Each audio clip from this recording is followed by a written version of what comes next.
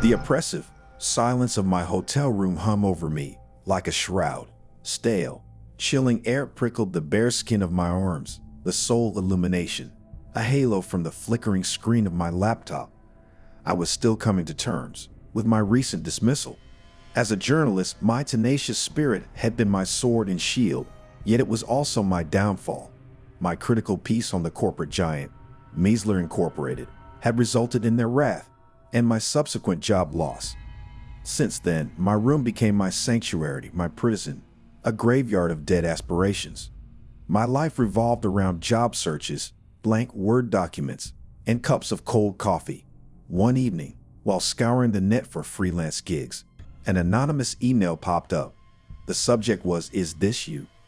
The innocuous question piqued my curiosity. Clicking on it, I was met with a link to a dark web forum. My instincts screamed at me to close it, to delete the email. Yet the mystery tugged at the journalist in me, and curiosity compelled me to click on it. My breath hitched as I stared at the images that loaded on the screen. Pictures of me, high resolution, capturing intimate moments of my life. There I was at the grocery store, hunched over a cart of canned soup and ramen. There I was at the coffee shop, my face illuminated by the cold glow of my laptop. There was even a picture of me brushing my teeth, taken through my hotel room window. The invasion of my privacy was horrifying. My stomach churned with disgust as I scrolled through more photos, each increasingly intimate and invasive. My safe haven, my hotel room, no longer felt secure. Paranoia gnawed at my mind as every creak, every rustle of the wind became a potential intruder. I double, then triple-checked the locks on my doors and windows. The dark corners of my room seemed to seethe with unseen threats. Every shadow morphed into a hideous, leering face. Every mirror seemed to reflect an unseen observer. Days blurred into nights. As I obsessively monitored the forum for new posts, I was terrified yet couldn't tear myself away.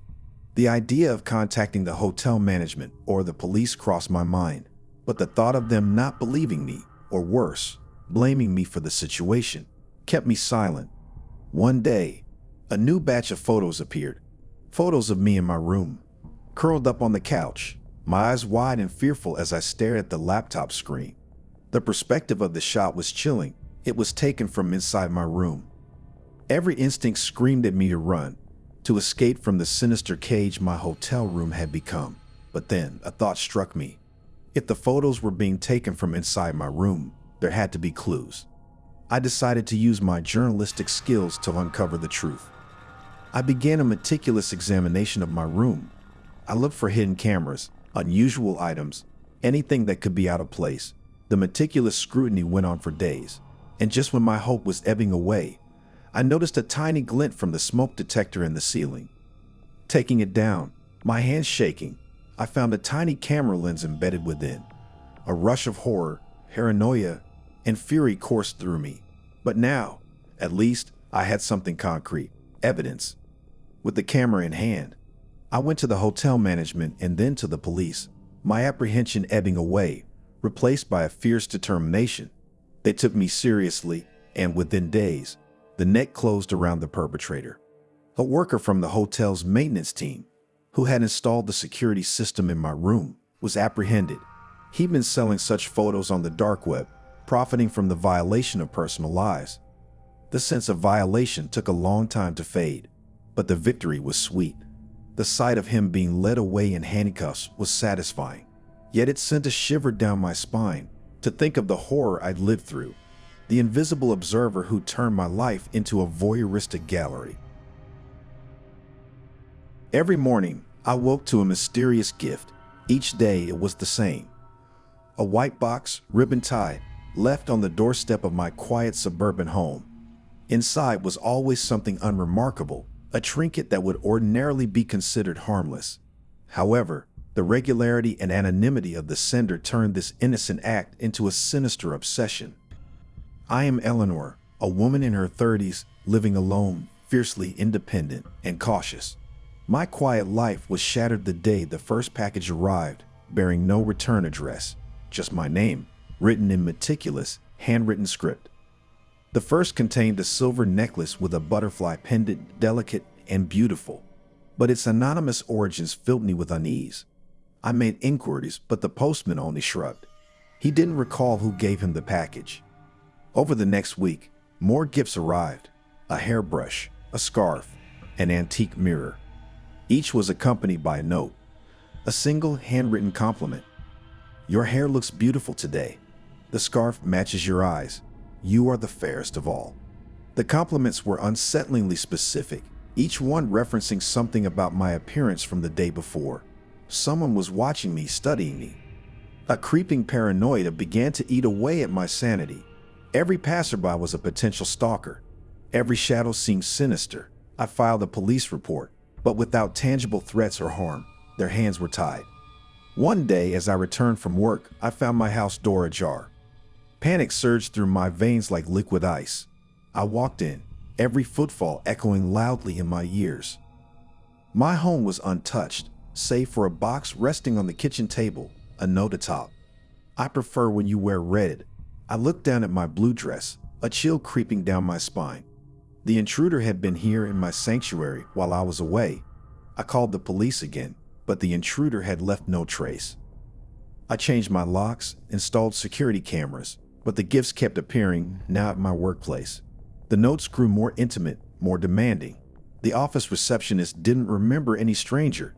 Co-workers started whispering behind my back, adding humiliation to the bubbling cauldron of fear.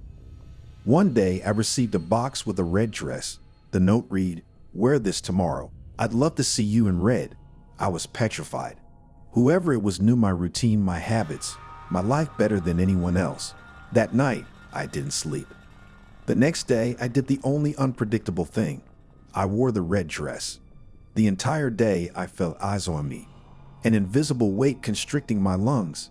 As the clock ticked towards the end of my workday, I felt a shiver of anticipation. Would something happen today? Walking to my car in the near-empty parking lot, I felt the prickling sensation of being watched. Suddenly, there was a hand on my shoulder. I spun around, heart pounding, only to find a co-worker, Peter. "Sorry, didn't mean to startle you, Eleanor," he said. "Just wanted to say, you look good in red." A strange relief washed over me, followed by the shock of his words. It was Peter. Shy, introverted Peter who barely spoke 2 words to anyone. It was all too surreal. Without thinking, I asked him, "Peter, did you send the gifts?" He seemed taken aback. Then his face fell into an apologetic grimace. "I'm sorry if I scared you, Eleanor," he confessed. I admire you." The police were called, and Peter was escorted away, leaving behind a trail of shock, gossip, and a lingering sense of violation. The ordeal was over, but the aftertaste of fear remained. My everyday life, once so peaceful, had turned into a horror show. I learned that monsters didn't just hide under beds or in closets. Sometimes they hid behind friendly faces, buried under a crush, masked by an obsession. As the sun lazily rises over the sleepy suburb of Riverton, the quaint middle school nestled amongst tall oak trees begins to stir with life. Right in the heart of it all is the warm and welcoming classroom of Ms. Eleanor Simmons, a seasoned middle school teacher respected for her empathy and dedication. Each morning, she would arrange her desk with a cherished familiarity, arranging her colorful books and student projects. But on one dreary Monday morning, her usual routine was disrupted by an odd discovery. A small, ragged note slipped under her coffee mug. Her brows furrowed, perplexed, as she unfolded the grimy paper. "Remember what you did. You can't escape your past, Eleanor." A cold shiver ran down her spine, her chest constricting as her eyes darted across the eerily familiar handwriting. She dismissed it as a juvenile prank, yet an uncomfortable silence loomed, clawing its way into her mind. Each day, a new note found its way onto her desk, each more menacing than the last. "Tick-tock, Eleanor. Your past is catching up. The truth will come out." Each message was a jab at her sanity, turning her once safe haven into a place of haunting paranoia. Whispers of fear echoed in the halls, her heart pounding in rhythm with the ominous ticking of the clock on the wall. Her once vibrant classroom felt oppressive. The chalky smell of the blackboard and the coldness of the linoleum floors felt chilling. She reached out to the school authorities, but they were dismissive, insisting it was the work of mischievous students. But Eleanor knew better. The gut-wrenching dread consuming her was far too real. One day, she found herself locked in her classroom during recess. The once melodious laughter and chatter from the schoolyard now sounded like haunting echoes, a symphony of terror. Panic gnawed at her as she tried the door, her hands trembling, slick with perspiration. Suddenly, a note slid under the door, so fresh that the ink was still wet, staining her trembling fingers. "Found you." With a guttural scream, she pounded on the door, her voice swallowed by the thick walls of the classroom. Suddenly, she froze, the hair on the back of her neck prickling as she realized she wasn't alone. A gaunt figure emerged from the shadowy corner of the room, his eyes devoid of warmth, carrying an eerie familiarity that froze her blood. Her heart pounded as she recognized him. It was Jason, a former student who was expelled under mysterious circumstances years ago. The same student whose life she had unintentionally ruined by reporting suspicious behavior that turned out to be unfounded. As the horrifying reality settled in, she stared at him, his cruel smile reflecting the years of resentment and hatred. The years had not been kind to him. His haggard appearance and dark eyes were testament to a life gone wrong. "You remember now, don't you, Eleanor?" he rasped, stepping into the dim light, his cruel smile revealing a maw of decaying teeth. "You remember the life you ruined, the innocence you stole." Eleanor stood paralyzed, the ticking of the classroom clock echoing ominously. The morning light seeped through the blinds, casting grotesque shadows on Jason's distorted face. Summoning all her courage, she spoke, her voice trembling but resolute. "Jason, I'm sorry for what happened. I made a mistake. It was never my intention to ruin your life." Jason glared at her, his lips curling into a bitter smile. "Sorry won't bring back my lost years, Eleanor."